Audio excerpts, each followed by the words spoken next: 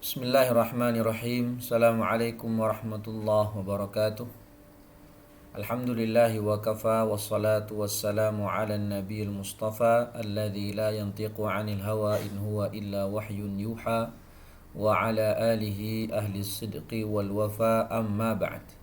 Fa as'alullaha ta'ala an yamunna 'alaina bi'ilmin nafi' wal 'amalis salih wa an yufaqihana fid din wa an yaftaha lana futuhal 'arifin wa an yarzuqna al-ikhlasa fil aqwali wal a'mal. Allahumma amin. Ma'asyiral muslimin, azani Allah wa iyyakum. Alhamdulillah, pagi hari ini kita bisa kembali dipertemukan oleh Allah Subhanahu wa taala dalam rangka membahas kitab Al-Imta' Syarah Matan Abi Suja', dan mana kita sudah sampai ke pembahasan fikih muamalah, ya. Salawat dan salam senantiasa tercurahkan buat Nabi kita Muhammad sallallahu alaihi wasallam beserta keluarga beliau, sahabat dan orang-orang yang mengikuti sunnah beliau hingga akhir zaman. Amin amin ya rabbal alamin. Baik para pendengar sekalian, para penuntut ilmu yang Allah muliakan, pembahasan kita masuk ke akad sulh, yaitu akad perdamaian atau akad rekonsiliasi. Para ulama mengatakan bahwasannya akad sulh ini adalah sayyidul ahkam, ya, karena akad sulh ini bisa masuk ke berbagai macam akad. Bisa masuk ke akad muamalah, bisa juga masuk ke perkara dalam hal suami istri, ya, atau antara muslim dengan kafir, atau antara pemerintah dengan pemberontak. Baik, kita bacakan langsung apa yang disampaikan oleh Abu Suja' selaku musannif matan dan syarih, yaitu Syekh Hisham Kamil Hamid Musa hafizahullahu taala.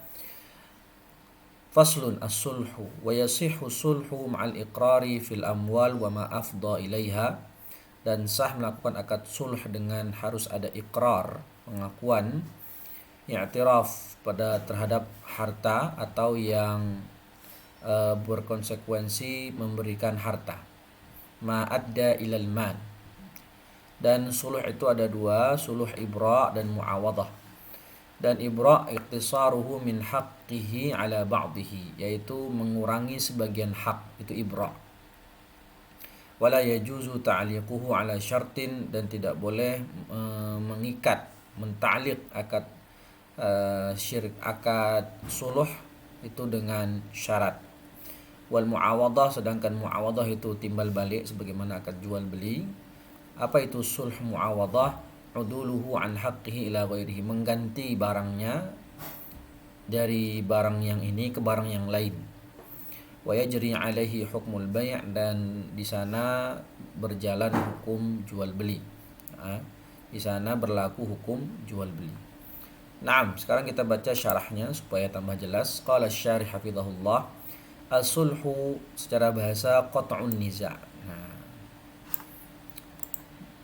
menghilangkan perselisihan. Ya, berarti ini akad rekonsiliasi atau akad damai.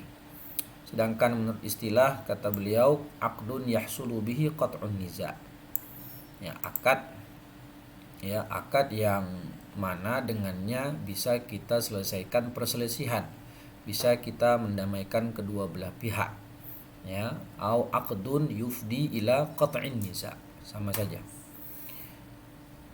Kemudian apa itu hikmah, apa hukum sulh? Itu jaiz, ya, jaiz. Dalilnya qala ta'ala wasulhu khair, dan sulh itu khair. Dan juga di hadis Nabi yang bunyinya seperti ini, ya, jaizun, boleh, illa sulhan harrama halalan au ahalla haraman, kecuali suluh yang merubah-rubah hukum Allah, yang mengharamkan, yang mengharamkan apa yang Allah halalkan, dan menghalalkan apa yang Allah haramkan. Mengharamkan apa yang Allah halalkan dan menghalalkan apa yang Allah haramkan. Naam. Dan tadi seperti kata ulama, as-sulhu itu adalah sayyidul ahkam. Ya. kepalanya hukum, istilahnya begitu ya. Apa hikmahnya?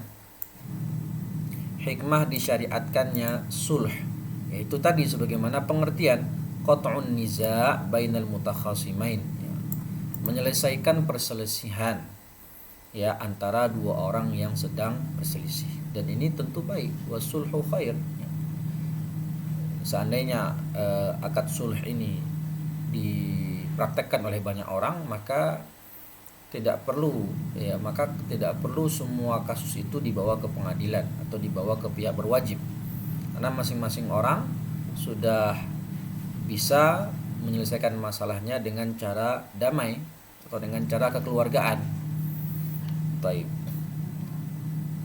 Apa jenis sulh? Sulh itu tadi kita katakan dia sayyidul ahkam. Kenapa? Karena dia bisa terdapat sulh antara muslimin dan kafirin, atau sulh antara imam penguasa yang sah dengan bughat, dengan pemberontak, dan sulh baina zauji wa zaujatihi, dan akad damai antara suami dan istri, dan sulh fil muamalat bainan nas, dan akad sulh dalam perkara muamalah dengan manusia. Dan inilah yang dibahas di sini ya, karena ini pembahasannya fikih muamalah ya. Jadi sulh yang dimaksud dalam pembahasan ini adalah sulh dalam perkara muamalat, dalam akad muamalat sesama manusia. Kemudian apa itu syarat sah sulh? Syarat sah sulh. Yang pertama, sabaqul khusumah baina al-mudda'ain.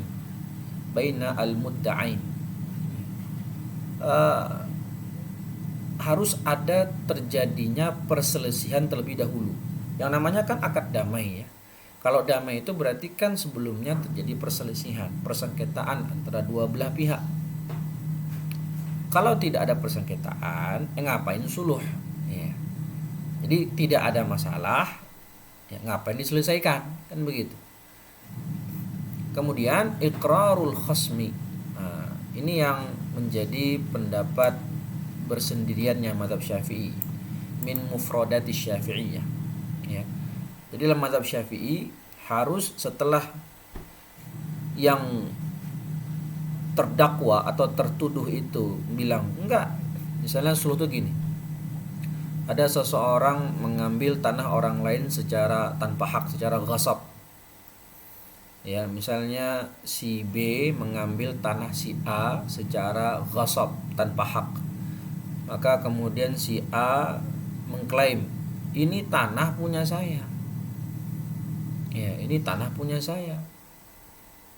Tapi si B bilang enggak, ini tanah punya saya ya, buktinya telah saya tanami, saya suburkan, ini tanah punya saya. Waktu itu tidak ada yang punya, makanya saya ambil, saya hidupkan tanah ini ya. Tapi si A bilang enggak, tanah yang kamu garap ini itu punya saya, ini buktinya.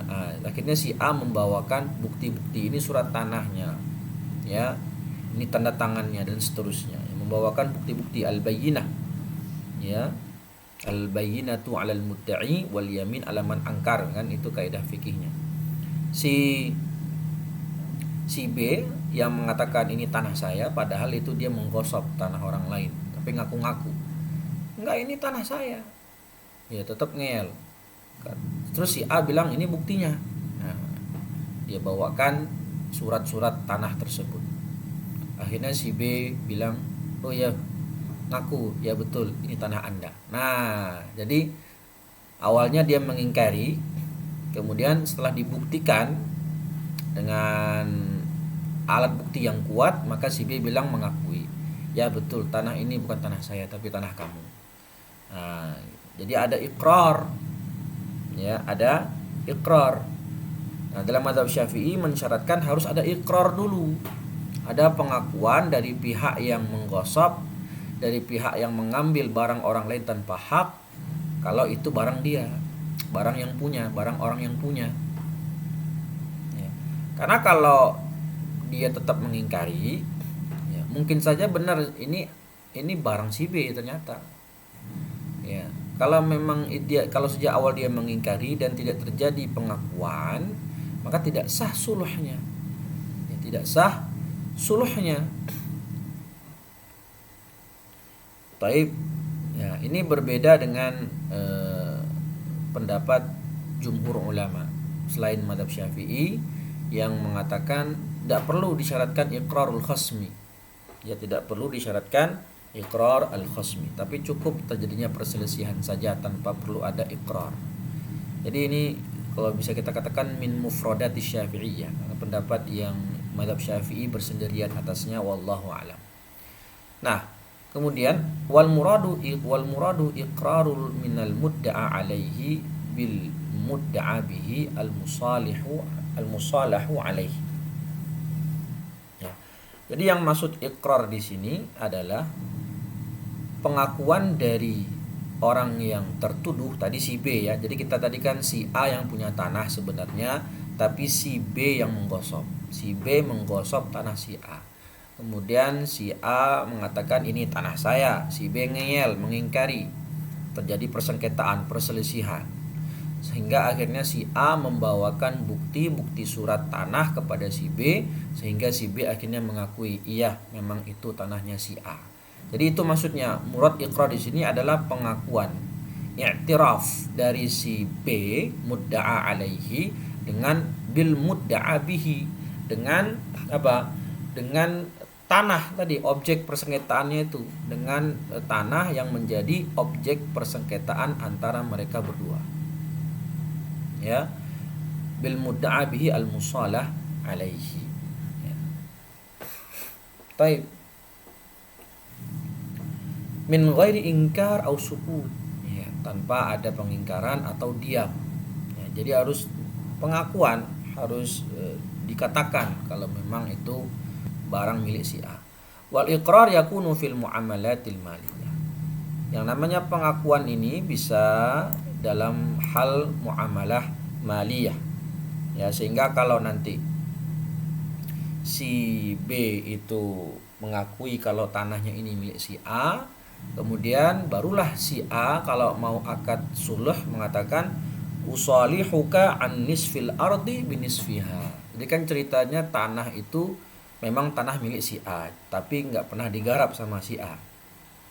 Datanglah si B, ya dia pakai tanah itu, dia garap tanah itu, dia tanami padi atau dia tanami tumbuh-tumbuhan yang lain, tanaman pertanian yang lain, sehingga suburlah tanah itu. Kemudian terjadi persengketaan sebagaimana yang tadi kita sebutkan. Ya, kata si B, tapi kan meskipun ini milik kamu, ya saya yang menggarapnya. Kalau tidak kamu garap, ini tanah nggak subur, nggak kepake. Nah, akhirnya kata si A, ya sudah, karena kamu sudah mengakui kalau ini tanah saya, kita suluh, akad suluh. Bagaimana itu? Kata si A ke si B, usalihuka an nisfil ard binisfiha. Saya berikan sebagian tanah ini untukmu. Jadi nanti kamu punya setengah, saya punya setengah. Karena kamu telah berjasa menyuburkan tanah ini, kita akad suluh. Ya, kamu setengah, saya setengah. Nah, itu contoh akad suluh. Ya. Wa ma ya'ulu ilal amwal kal afwi 'anil qisas, atau yang yaul itu dia bisa berkonsekuensi pemberian harta. Secara zatnya tidak, tapi secara konsekuensi dia bisa menjurus kepada pemberian harta. Seperti kasus pemberian maaf terhadap qisas, dalam hal qisas. Misal ada seseorang bernama seseorang si A, kita contohkan lagi si A. Si A itu menzolimi si B hingga membuat misalnya jari si B itu terputus. Ya, jari si B atau terputus atau patah. Salah satu jari si B patah. Maka si B kan punya hak qisas kepada si A. Ya, saya akan laporkan ini pengadilan, saya bisa melaporkan ini ke pengadilan, ke hakim untuk minta qisas. Wa hadza min haqqi. Ya, ini hak saya. Ya, si A bilang, ya ini hakmu. Ya, ini hakmu untuk minta qisas. Tapi si B akhirnya tidak menjadi minta qisas, tapi dia memberikan akad suluh kepada si A yang telah mematahkan jarinya. Maka dia katakan usalihuka an haqqi fil qisas, ya, saya gugurkan, saya akad suluh kepadamu, yaitu dari permintaan qisas saya, bi anta dafa'ali bi mi'ah milyun rupiah, dengan syarat kamu harus membayarkan kepada saya 100 juta rupiah. Yang tadinya saya minta qisas, tapi dengan kita akad suluh, akad damai, maka kamu tidak jadi saya qisas gara-gara mematahkan jari saya, tapi bayar ke saya uang ganti sebesar 100 juta rupiah. Nah, itu jadi al-afu anil qisas. Jadi dia maafkan tapi dengan bayar 100 juta rupiah. Kalau bayar diat qisas, satu jari itu kata ulama Syafi'iyah kan 10 ekor unta. Ya. Kalau mau bayar denda diat satu jari itu 100 ekor unta. 10 ekor unta. Ya, 10 ekor unta. Tapi ini enggak, dia langsung menyebutkan nominalnya. Saya maafkan, ya, usalihuka fi haqqi, usalihuka an haqqi fil qisas bi an tadfa'ali bi mi'ah milyun rupiah. Saya maafkan, saya tidak jadi mengqisas, tapi dengan ganti kamu bayar ke saya 100 juta rupiah.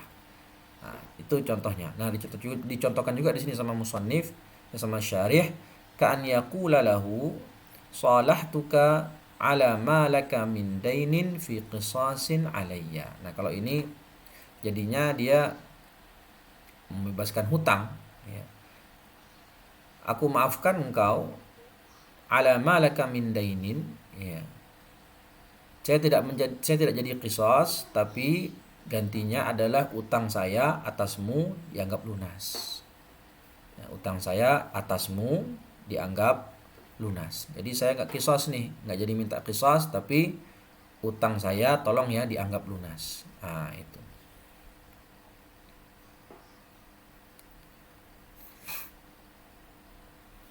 Jadi, kemudian faedah, la budda fi sulhi min lafdhis sulh. Lihat ini. Karena kita pembahasannya adalah akad sulh, jadi sighahnya harus sulh. Fa in aqada bi lafzil bai', maka kalau dia lafaznya diganti menjadi lafaz bai', maka tidak sah.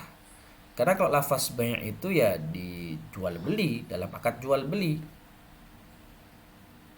Sedangkan ini akadnya sulh, meskipun seakan-akan seperti jual beli. Jadi seakan-akan seperti jual beli. Jadi sulh itu bisa seakan-akan menjadi jual beli, atau seakan-akan seperti akad hibah, ya, atau seakan-akan seperti akad ijarah, sewa menyewa. Ya, tapi dalam penggunaan lafaznya, sighahnya harus menggunakan lafaz sulh, tidak boleh menggunakan lafaz selain itu. Nah, kemudian apa jenis-jenis dalam akad sulh dalam muamalah? Yang pertama disebut sulhu ibra, sulhu muawadah yang kedua, dan yang ketiga sulhu hibah. Nah, pertama, apa itu sulhu al-ibra? Yaitu pengguguran hutang, isqat. Iqtisaruhu min haqqihi ala ba'dihi. Ya, menggugurkan sebagian haknya. Ya, kayak tadi. Ya, contohnya di sini, jadi ibra ini pengguguran hutang. Ini hanya berlaku terhadap hutang berarti. Tidak berlaku kepada ain, kepada barang. Kalau nanti menggugurkan sebagian haknya dalam kasus ain, barang atau benda, maka itu termasuk hibah jadinya, bukan ibra. Ka'an yusaliha ala dainin miqdaruhu mi'ata junaih ala an ya'khudha tis'ina junaihan. Nah, yang awalnya utangnya 100 junaih digugurkan menjadi 90 junaih saja. Nah, contohnya misalnya si A punya utang sama si B. Jadi si A ini madin, si B adalah dain. Si A punya utang sama si B. Si A madin, si B adalah dain. Taib. Ya, maka lafaz suluhnya adalah, jadi ketika si A mengingkari kalau dia tidak punya hutang, kemudian dibuktikan sama si B, ini buktinya saya catat. Iya, saya catat bahwasannya kamu berhutang sama saya 100 juta pada tanggal sekian sekian sekian. Ada suratnya misalnya, bertanda tangan, dia hitam di atas putih. Maka akhirnya si A mengaku kalau dia punya utang kepada si B sebesar 100 juta rupiah. Tapi akhirnya si B melakukan akad suluh kepada si A. Ya sudah, usalihuka, kata si B kepada si A, usalihuka anid dain alladzi alaika bimi'ah milyun, ya, bimi'ah milyun, bi khamsi mi'ah, ya, bi khamsi mi'ah.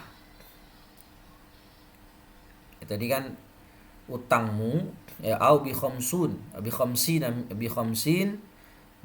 mi'ah, ya, bi khamsin milyun.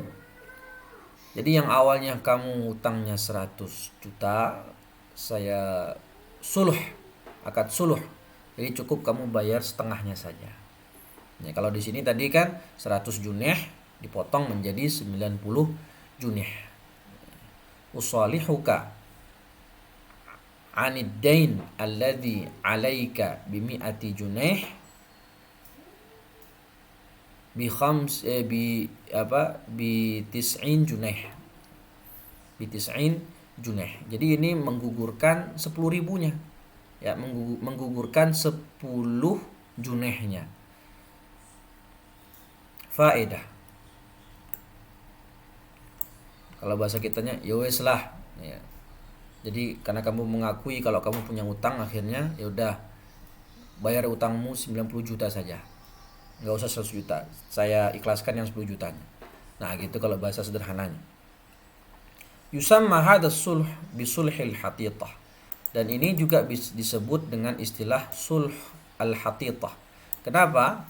Karena orang yang memberikan suluh, yang ngajak akad suluh itu sejatinya dia telah mengurangi sebagian haknya, menggugurkan sebagian haknya kepada pihak kedua, orang yang mudda'a alaih tadi. Jadi di sini ada mudda'i, yaitu tadi si B, ya, sedangkan si A itu mudda'a alaih. La li'annahu hatta anhu juz'an minad dain. Karena tadi dia menggugurkan sebagian haknya dari hutang bilafdhi sulh, dengan lafaz suluh. Usalihuka tadi, usalihuka anid dain alladhi alaika milyun rupiah bi khamsi mi'ah. Bi khamsi mi'ah. Yang awalnya utang 1 juta dikurangi, ya udah bayar setengahnya aja. Yang awal utangnya 90 juta, 100 juta dikurangi, ya udah bayar 50 juta saja, dan begitu seterusnya. Wala budda an yakuna sulhu nafidan. Nah, ini syarat suluh itu harus jazim, harus nafid, harus tegas, tidak boleh ditaklik, tidak boleh digantungkan, baik digantungkan dengan syarat tertentu seperti perkataan pihak mudda'i, yaitu salahtuka bi syart an ya'udal ghaibu fala yasih, ya. Saya akad suluh dengan kamu dengan syarat si fulan yang tadi pergi sudah kembali. Nah, itu tidak boleh. Itu menggantungkan akad suluh. Idzan as-sulh la yajuzu fihi at-ta'liq, la yasihu fihi at-ta'liq.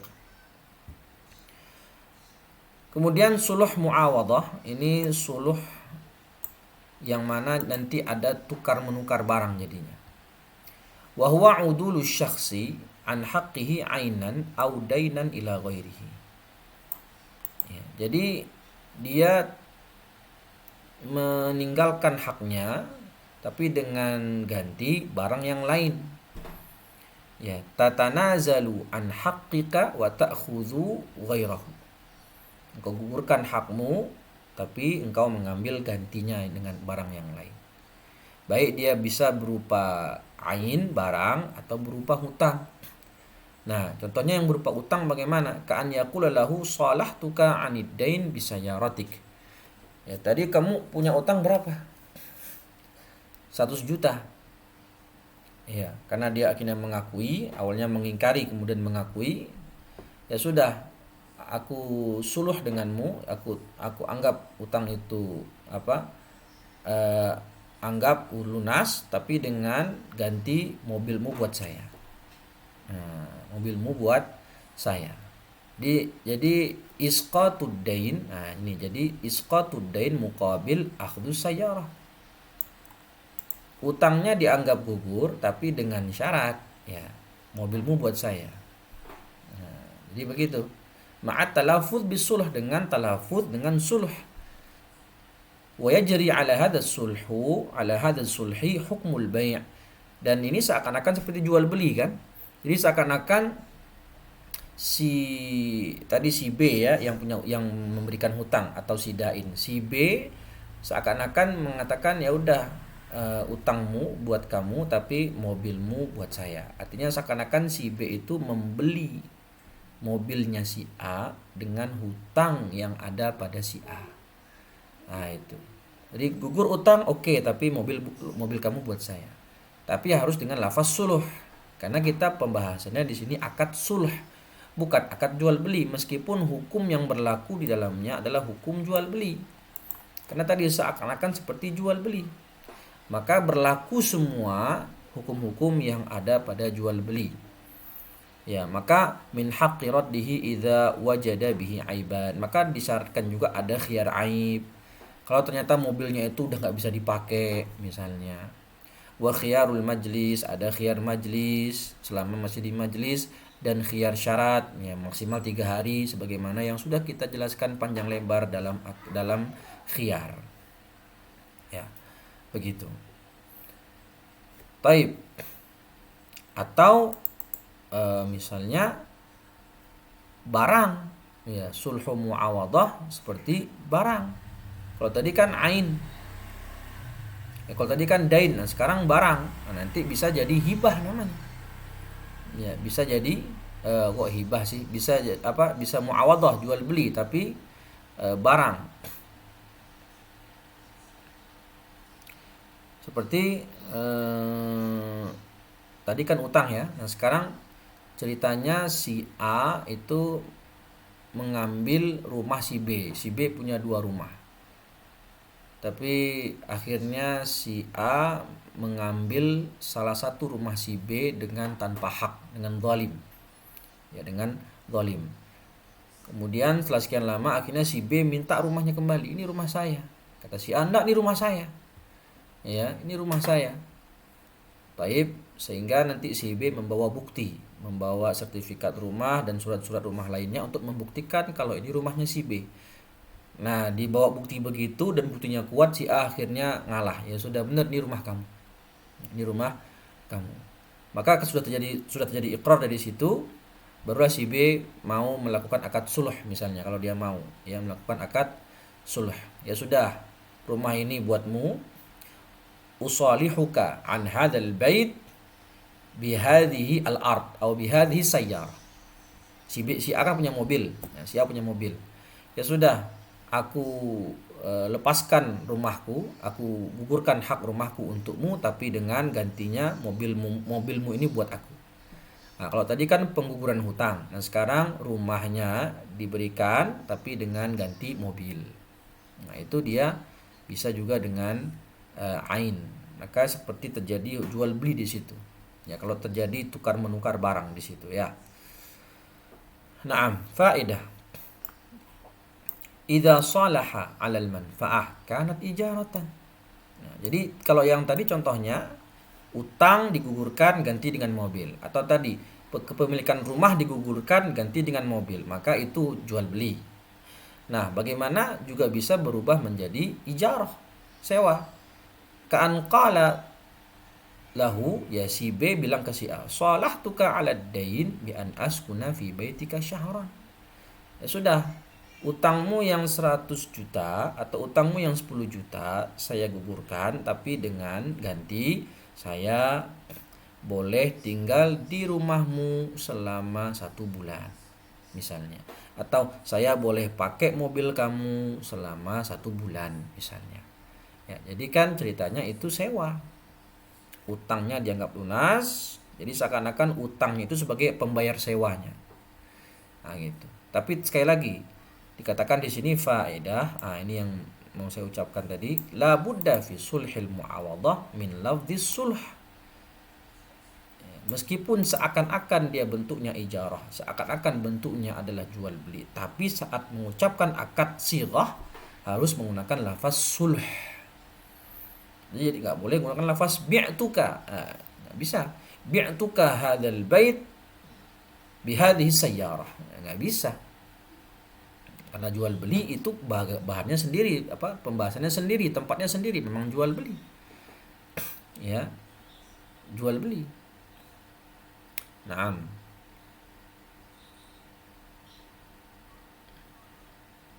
Sedangkan ini akadnya akad sulh, ya, karena tadi terjadi persengketaan, kemudian ada pengakuan dari orang yang tertuduh. Jaid. Faedah, sudah dibaca faedah. Terakhir sulhul hibah. Ya, sulh al-hibah. Wa huwa iqtisaru syakhsi an haqqihi fil 'ainil khassah ala ba'dihha. Nah, kalau tadi terkait dengan hutang, itu namanya isqat, menggugurkan sebagiannya. Yang awalnya 10 juta menjadi 90 juta. Ya, atau 10 juta menjadi 5 juta, kan begitu. Jadi itu pengguguran hutang, isqatud dain. Nah, sekarang bagaimana kalau kaitannya dengan barang? Yang awalnya punya 1 digugurkan haknya menjadi setengah saja. Nah, itu namanya hibah. Iqtisaru syakhs an haqqihi fil 'ain al-khassah ala ba'dihha. Akhirnya dia melepaskan sebagian haknya. Contohnya bagaimana? Ka'an idda'a syakhsun daran annaha lahu wa aqarra al-mudda'a alaihi biha fasalahal mudda'a alaihi binisfid dar. Ya, tadi kita contohkan lagi A dan si B. Si A bilang ini rumah saya. Padahal itu rumah si B tadi kan. Si B punya 2 rumah. Tapi yang satu dighasab sama si A. Si B bilang enggak, ini rumah saya. Ini buktinya. Ini bukti surat-surat rumahnya. Akhirnya si A mengakui kalau rumah ini adalah rumahnya si B. Dan si B akhirnya mengajak akad sulh. Ya sudah. Ya sudah. Kalau begitu saya usalihuka an hadzal bait binisfiha. Ya, usalihuka an hadzal bait binisfiha. Jadi misalnya rumahnya punya 2 lantai, maka kata si B kepada si A, ya sudah kita akad suluh, rumah ini yang awalnya 2 lantai milik saya, setengahnya buat kamu. Artinya lantai 2 buat kamu, lantai 1-nya buat saya. Tapi kalau ini kayaknya kurang pas ya kalau contoh rumah. Ala wallahu alam. Coba misalnya yang lebih cocok itu tanah, tanah. Yang awalnya 1 hektar itu milik si B semua. Tapi tiba-tiba si A mengakui kalau ini tanahnya dia, lalu si B membawakan bukti surat-surat tanah, sehingga si A akhirnya mau nggak mau mengakui iya ini tanah Anda. Maka lalu si B mengatakan ya sudah kita akad sulh saja, nggak usah bawa-bawa sampai ke pengadilan, kita akad sulh saja. Usalihuka an usalihuka an hadhil ard binisfiha. Ya. Kalau begitu usalihuka an nisfil ard binisfiha.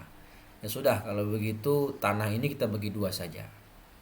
Setengahnya punya ente, setengahnya punya saya. Jadi yang satu punya 500 meter, yang satu punya 500 meter misalnya. Setengah hektar ya, wallahu a'lam. Jadi pengguguran hak terhadap benda. Kalau pengguguran hak terhadap utang itu namanya isqat. Faqad a'tahu nisfaha hibatan lahu. Nah, maka pengguguran hak tadi yang awalnya B itu milik 1 hektar, kemudian dia gugurkan setengah hektarnya, maka seakan-akan itu si B sedang memberikan kepada si A setengah hektar tanah miliknya. Faedah. La yasihu ta'liqus sulhi ala syartin aw waqtin li'annahu aqdun. Nah, tidak boleh. Tadi sudah dikatakan di awal tadi di atas, yang namanya akad suluh la yasihu bit ta'liq. La yasihu fihi at-ta'liq. Tidak boleh dita'liq, harus nafidh, harus tegas, harus jazm. Contohnya apa? Saya ambil dalam kitab Fathul Qarib itu, contohnya dengan syarat in syufiyal marid. Nah, ini kalau yang sakit itu sembuh, si fulan yang sakit itu sembuh, usalihuka anil milyun alaika bi khamsimi'ah. Maka aku gugurkan setengah hutangku padamu yang awalnya 1 juta menjadi 500.000 rupiah. Nah, in syufiyal marid. Nah, boleh, ini syarat. Atau dengan waktu, in jaa Ramadan, in jaa syahru Ramadan, usalihuka kadza wa kadza. Ya, itu dengan waktu. Maka tidak boleh pakai in jaa Ramadan atau in syufiya, tidak boleh. Ya, la yaqbal fihi at-ta'liq. Jadi langsung saja usalihuka kadza wa kadza kadza wa kadza. Jaid. Wallahu alam bissawab. Itu terkait akad sulh. Jadi dari situ kita paham bahwasannya ya Islam itu sangat semangat untuk mewujudkan perdamaian antar dua orang yang sedang berselisih. Kalau sudah bisa suluh antar mereka berdua yang saling berselisih, ya maka tidak perlu lagi dibawa persoalan itu ke pengadilan. Naam. Dan tadi dikatakan suluh hukumnya boleh, ya boleh. Dan itu lebih afdal kalau mau bisa diambil akad suluh itu boleh, sehingga akhirnya persengketaan yang ada bisa dihilangkan. Nah, sekarang pembahasan yang berkaitan dengan suluh, yaitu di sini terkait dengan hak bersama, hak milik bersama. Judulnya disebut rausyan, balkon. Jadi ini maksudnya kenapa disebut judulnya balkon? Jadi dulu itu atau sekarang mungkin juga ada rumah itu dibikin balkon, yang mana balkonnya itu melintang di jalanan umum. Balkon rumahnya itu melintang di jalanan umum, yang mana itu kan milik bersama. Ya, apa hukumnya seperti itu? Ya, maka dibahas di sini dalam rausyan. Qala al-musannif rahimahullah wa yajuzu lil insan an yushri'a rausyanan fi tariq nafidh haitsu la yatadarraru al-maru bihi. Boleh bagi seseorang untuk membuat balkon rumah di jalan yang terbuka, bukan jalan buntu.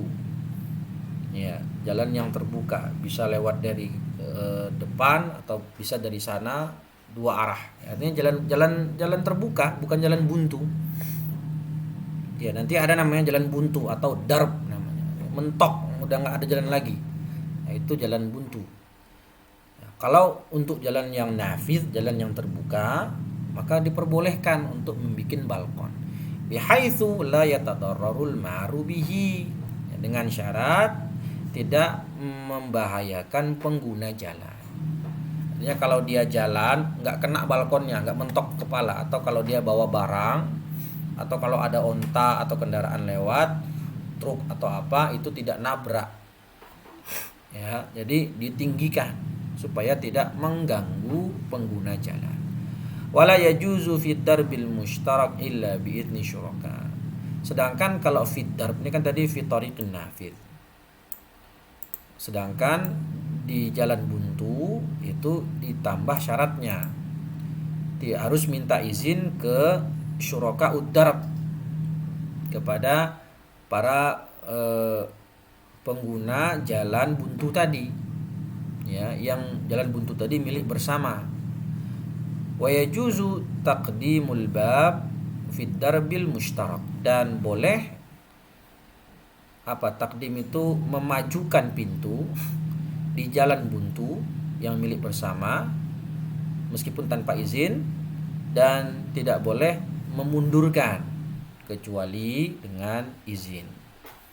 Ya. Wallahu alam, ini apakah terjadi di negeri kita, wallahu alam bisawab ya. Tapi ini kaitannya mungkin dengan kasus kota zaman dulu. Sekarang apa itu rausyan? Ya, rausyan adalah janahun 'alal ha'itaini kas-saqifah wa yakunu fit tariq bainahuma. Ya kalau digambarkan itu ada dua gedung, ya, ada dua gedung, ya, atau apa istilahnya, kemudian di tengah-tengahnya ada jalan.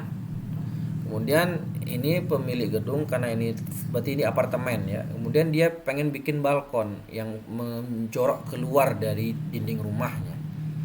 Nah, itu dia Raushan itu. Nanti ada lagi yang namanya Sabat. Sabat itu jadi ini dua gedung. Nah, nanti dia bikin jembatan penyeberangan dari gedung A ke gedung B. Yang mana jembatan itu nanti apa istilahnya? Melintang di jalanan umum. Melintang di bawah jalan. Ya. Kalau itu jalan umum, thoriqun nafidh, terbuka, maka tidak perlu izin karena itu milik umum. Ya. Tidak buntu. Sedangkan kalau darb, kalau buntu tadi, kalau dia mau bikin seperti itu nanti harus minta izin sama syurokanya, ya, orang-orang yang memiliki jalan buntu tadi bersama. Fayajuzu lil insan an yantafi'a bi wad'i saqfin ala jidarain yakunu saqfan lit tariq bihaitsu yastafidu bihi fi tawsi'ati darihi. Ya, ini kegunaan balkon itu tadi. Boleh dia bikin balkon, ya, dengan bikin balkon rumah, teras rumah yang menjorok keluar dinding rumah. Kalau dalam kasus apartemen, ya. Kalau sekarang kayaknya nggak ada begitu ya, di wallahu alam di Klaten atau di Jakarta sendiri ya, yang namanya balkon itu dikit doang dan itu tidak menutupi jalan, ya, tidak menutupi jalan. Tapi ini kasusnya kalau kata Syekh Labib itu di kota-kota zaman dulu, ya, kota-kota zaman dulu atau di sekarang, tapi di sebagian negeri masih begitu. Kalau di Indonesia saya kira tidak ada. Ya, kalaupun bikin balkon itu masih di areal rumahnya, di halaman rumahnya, nggak sampai mengambil atau melintang di jalanan umum, begitu. Apalagi di perumahan ya, nggak ada yang begitu. Wallahu a'lam.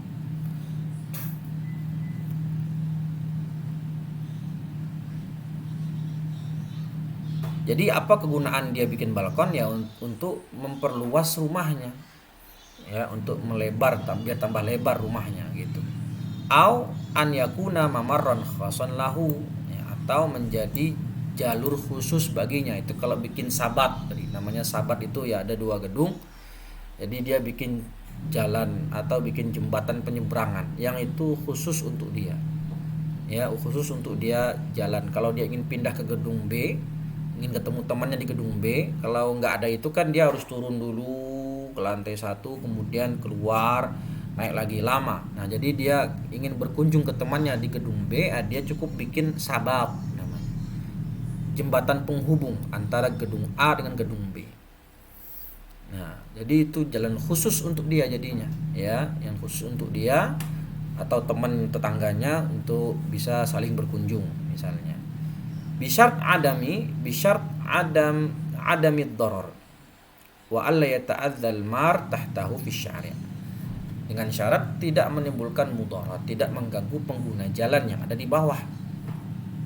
Karena kan dia ceritanya melintang di atas di bawahnya jalan. Wa bisyarti an yablugha tuluhu bihaitsu yamurru tahtahul marru at-tawil muntasiban wa ala ra'sihi alhamulah wala tatasadamu birrausyan. Ya tadi. Jadi ditinggikan supaya kalau ada orang lewat ya dengan bisa berdiri, jalan lewatnya itu bisa lewat dengan kepala tegak, enggak membungkuk gitu. Kalau membungkuk itu berarti mengganggu pengguna jalan. Atau kalau dia bawa sesuatu di kepalanya, ya bawa barang di kepalanya, maka kalau dia lewat aman, tidak kepentok balkon tadi atau sabat tadi. Ya. Kalau mentok mengganggu, atau orang bawa kuda atau bawa mobil, bawa motor, nanti kepentok balkonnya, itu namanya mengganggu pengguna jalan. Nggak boleh. Ya. Wa alla yuaddi dzalika ila idlamit thariq, dan juga tidak boleh membuat areal jalan tadi menjadi gelap gara-gara ada balkon di atasnya. Ya. ada balkon di atasnya. Kalau terjadi seperti itu, ya maka namanya kita sedang menzalimi orang lain. Padahal Islam mengatakan la darara wa la dirar. Nabi bersabda la darara wa la dirar, ad-dararu yuzal. Ya, ad-dararu yuzal. Faedah. La yajuzu ar-raushan illa li muslim. Ini syarat yang ketiga. Jadi syarat yang pertama tadi disebutkan tidak mengganggu pengguna jalan. Yang kedua tidak membuat gelap jalan gara-gara ada balkon di atasnya atau sabat di atasnya. Dan yang ketiga yang membuat sabat atau balkon itu syaratnya harus muslim. Ini kalau di areal muslimin, di komplek kaum muslimin, maka harus Islam. Kalau dhimmi tidak boleh. Ya, dhimmi tidak diperbolehkan. Kalau kata Syekh Labib, kenapa tidak dibolehkan? Karena kalau dia bikin balkon, dia akan bisa melihat aurat kaum muslimin dari rumahnya. Ya, tapi kalau kafir dhimmi mau bikin balkon, ya boleh, tapi di lingkungan dhimmi. Di lingkungan dhimmi. Nah, ini kalau di zaman dulu ya, di daulah Islam. Di lingkungan kaum muslimin itu berbeda dengan lingkungan kaum kafirin. Tapi kalau di negeri kita yang bukan negara Islam ya, karena tidak berpegang terhadap suatu agama tertentu ya, tidak ada komplek, tidak ada komplek khusus ini buat kafir dhimmi, ini buat orang Islam. Ada campur ya, perumahan itu isinya bisa muslim bisa kafir ya, campur baur. Nah, maka kalau sekarang sepertinya susah ya, karena kondisinya berbeda dengan zaman dulu ya. Jahid ala kulli hal, kita sebutkan, kita jelaskan apa yang disyaratkan dalam kitab ini. Syaratnya kalau mau bikin balkon harus muslim. Orang kafir dhimmi boleh bikin balkon kalau di lingkungan mereka sendiri. Faedah. Yajuzu amalur rausyan fit tariqil masdud wad durub, yakni di jalan buntu. Kalau mau bikin balkon di jalan buntu maka boleh, tapi biidnin wa muwafaqati jami'i sukaniha, dengan izin orang-orang yang tinggal di jalan buntu itu. Ya. Ini rumah 1 2 3 4 5 1 2 3 4 5 ini jalan mentok ya, mentok dan enggak ada lagi jalan di situ. Ya. Maka kalau mau bikin balkon yang menutupi badan jalan atau sebagian badan jalan harus minta izin kepada seluruh pengguna jalan buntu itu. Oke. Nah, siapa yang disebut syuraka di situ? Kalau dalam Fathul Qorib dikatakan itu man nafadha babu darihi minhum ilad darb.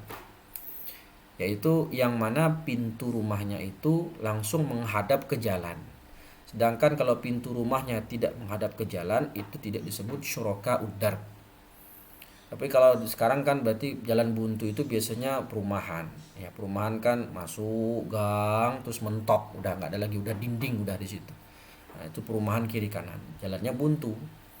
Ya, jalannya buntu dan perumahan itu biasanya tipenya sama. Pintunya semua menghadap jalan. Nggak ada pintunya yang satu di depan menghadap jalan, satu lagi pintunya di belakang jalan. Gitu, pintu keluarnya, pintu utama keluar rumah itu semua sama menghadap ke jalan. Nah, kalau begitu semuanya disebut syuraka udar. Ya, maka harus minta izin dulu kepada seluruh pengguna syuraka udar tadi. Kullu syai'in yaf'aluhu al-insanu yuaddi ila tadyiqit tariqi haram. Nah, ini di sini yang bisa kita ambil hikmah adalah kalau mau bikin balkon dan itu menutupi badan jalan atau sebagian badan jalan, itu harus ada syarat-syaratnya. Tidak boleh mengganggu pengguna jalan, tidak boleh membuat jalan tadi menjadi gelap. Ya. Itu tujuannya apa? Ya, tujuannya adalah supaya kita tidak menimbulkan mudarat. Ya, tidak menimbulkan mudarat bagi orang lain atau membuat jalan itu menjadi sempit. Yang awalnya lebar jadi sempit misalnya. Ya, ini kan kasusnya seperti di jalan-jalan umum ya. Kalau di Indonesia itu trotoar. Trotoar itu kan memang dibikin pemerintah untuk pengguna pejalan kaki.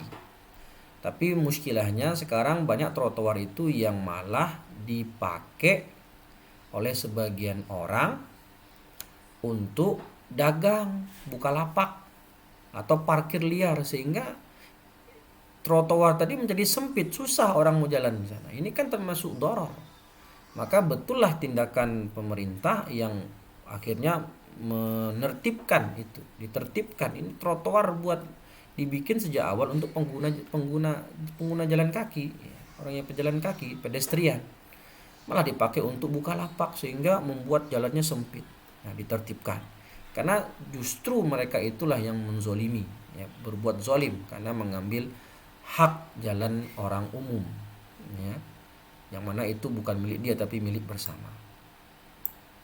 Yahrumu an yubna dakkah fit tariq au yaghrisu syajarah. Ya, dakkah ini kalau saya lihat itu terjemahannya atau dalam kitab terjemahan yang lain itu dakkah itu bikin bangku panjang, bangku untuk santai-santai, bangku panjang di jalan, atau menanam pohon yang mana tuaddi ila idzail marah, yang mana kalau dilakukan itu akan mengganggu pengguna jalan. Ya, karena itu untuk jalan, untuk orang lewat lalu lalang, tapi dibikin tempat duduk, mengganggu. Atau ditanami pohon, ya kan mengganggu jadinya. Kalau mau bikin pohon untuk taman kota, ya itu ada tempatnya sendiri, bukan di trotoar yang memang dipakai untuk jalan. Ya, berarti di sini kalau tidak mengganggu, memang itu buat keindahan, artinya tidak mengganggu pejalan kaki atau tidak membuat jalannya menjadi sempit, ya maka tidak mengapa kan begitu. Jadi yahrum, haram untuk membangun tempat duduk atau menanam pohon yang mengakibatkan mengganggu pengguna jalan atau membuat jalannya semakin sempit. Berarti kalau tidak ada itu semua ya boleh, tidak mengganggu dan tidak membuat semakin sempit, ya maka tidak masalah. Fattariqu milkun lil jami'. Nah, karena itu jalan umum, bukan jalan milik kita. Tapi biasanya kan kalau di taman kota itu yang bikin pemerintah, ya, bukan milik pribadi. Qala Rasulullah SAW, la darara wa la dirar.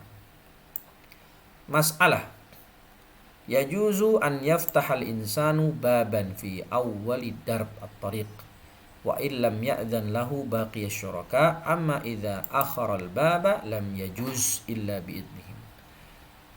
Misalnya, ya ini jadi di sini kayaknya tidak ada ya, wallahu alam ya. Dari penjelasannya Syekh Labib itu, jadi ini ujung jalan, ini buntu. Ujung jalan, ini ujung jalan, ini buntu. Ini akhir jalan, buntu. Nah, kalau orang ini misalnya rumah pertama, rumah kedua, pintunya awalnya di sini. Kalau dia mau memajukan pintunya ke arah sini, lebih dekat ke arah ujung jalan, ke arah kepala jalan, ya, ra'sut tariq, ke pintu gerbang perumahan, ya maka tidak perlu izin ke bagian syuraka. Sedangkan kalau dia mau memundurkan pintunya ke belakang sedikit, ya harus izin kepada syuraka tadi. Ya, kenapa? Karena ketika dia pintunya di situ, hak lewat dia adalah dari pintunya sampai ke gerbang, sampai ke ujung jalan, bukan ke mentok, bukan ke jalan yang mentok. Jadi ke sini udah nggak ada hak dia. Itu maksudnya, ya. Dan juga dijelaskan Syekh Labib itu. Jadi jalan dia hak mururnya, hak lewatnya dari pintu rumahnya sampai keluar. Dan ke sini nggak boleh. Kalau orang yang tinggalnya di sini, yang udah dekat dengan jalan buntunya ini udah mentok, ya maka hak jalan dia adalah dari pintu ke sana. Nah begitu. Tapi wallahu alam, faktanya kalau kita lihat di perumahan, ya misalnya rumah kita di sini, ini ini rumah orang di jalan, ya, kita mau lewat nggak masalah, ya. Masyarakat tidak marah, artinya membolehkan, boleh saja mau putar mobil lewat sini, tidak masalah, ya. Ya, itu mungkin terjadi pada uruf zaman dahulu. Kalau sekarang faktanya tidak begitu. Ya, jadi meskipun rumahnya di tengah nih, ini mentok jalan buntu. Nah, dia kalau mau jalan ke sini, jalan main sebentar, ya enggak masalah. Tapi kalau dia parkir mobil di depan rumah orang baru enggak boleh kan begitu. Ya kalau parkir mobil di depan rumahnya, ya.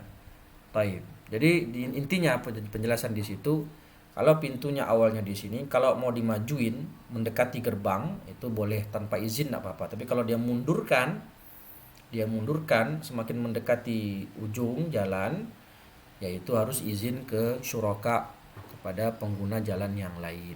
Karena ceritanya dia sedang menambah haknya. Kalau segini kan dia mengurangi haknya. Awalnya dia segini dikurangi semakin mendekati jalan. Nah, kalau dia mundurkan itu menambah hak guna jalannya. Maka harus izin kepada syuraka, kepada pengguna jalan yang lain. Kalau mereka tidak mau, boleh kita suluh dengan harta. Ya sudah, kami tidak izinkan kecuali engkau bayar uang sekian-sekian kepada kami. Ya, tidak masalah, bayarkan. Makanya pembahasan ini masuk ke dalam akad suluh. Karena bisa saja tadi para pengguna jalan buntu tadi, pemilik jalan buntu yang bersama tadi itu tidak mau, tidak menyetujui. Tapi dengan suluh maka boleh disetujui. Kemudian masalah idza namat asy-syajarah wa 'alat hatta dakhalat milkal ghair jaza lil jar an yatluba izalata ma dakhala fi milkihi fa in imtana'a sahibuha falil jari an yuzila ma dakhala fi milkihi minasy-syajarah. Ya, ini biasa terjadi, ini baru terjadi banyak di negeri kita. Tetangga kita punya pohonnya itu batangnya dahannya itu menjulur sampai ke halaman kita. Ya, maka kita sebagai tetangganya, yang itu kan pohon tetangga kita tapi menjulur sampai ke halaman rumah kita, yang mengakibatkan halaman rumah kita kotor. Kenapa? Daun-daunnya berguguran. Maka bisa kita minta, ya boleh kita bilang ke yang punya pohon, Pak, ini pohon sampai ke halaman saya, tolong dipotong dahannya. Dahannya ini tolong dipotong karena nanti daun-daunnya itu mengotori halaman saya. Ya begitu harusnya. Ya ad-darar yuzal, la darar wala dirar. Tidak boleh saling memudaratkan. Tapi kalau yang punya pohon itu menolak, maka si tetangga tadi yang terganggu dengan dahan pohonnya itu ya dipotong. Ya, dipotong saja. Ya, dipotong saja. Dan yang terakhir, ini yang wallahu alam, ya, yang saya masih kurang paham, tapi kita baca saja. Ma ya'tamiduhul muhandisun wa arbabu al-bunyan min wad'il judhu' wat taqat wa ghairu dhalika wa yaqduna bihi lil jar la ya'ulu alaihi wa la yathbutu bidzalikal milk bal al-madar 'alal hudud wal jihad. Apa yang dilakukan oleh para insinyur atau developer dengan memasang pohon atau apalah, tiang atau yang lain, yang mana itu yaqduna bihi lil jar, itu nanti apa namanya istilahnya,